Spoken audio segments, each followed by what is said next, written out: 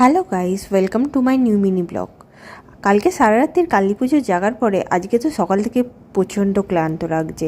আর তার মধ্যেই আমাদের একদম বাড়ির কাছে হয়েছে হাওড়া উৎসব, কিন্তু আমি একদিনও যাইনি। আজকেই ছিল আমার ফার্স্ট দিন, কারণ পরের সপ্তাহে মেলা শেষ হয়ে যাচ্ছে। আমি তাড়াতাড়ি আমি আর আমার বর চলে গেছিলাম টিকিট কাটতে, আর তারপরেই মেলায় ঢুকে পড়েছি। আর মেলায় ঢুকে দেখছি মানে এত ভিড় যে একটুখানিও ভালো লাগছে না, মানে পুরো গিজগিজ করছে। আজকে যেহেতু সানডে, তাই বলার মতো নয়। আজকে আমার ফ্রেন্ডেরও আসার কথা ছিল, কিন্তু আমার ফ্রেন্ডরা আমাকে ডিচ করে দিয়েছে, ওরা আসেনি। আমি তো ওদের ওপর খুব রেগেও গেছি।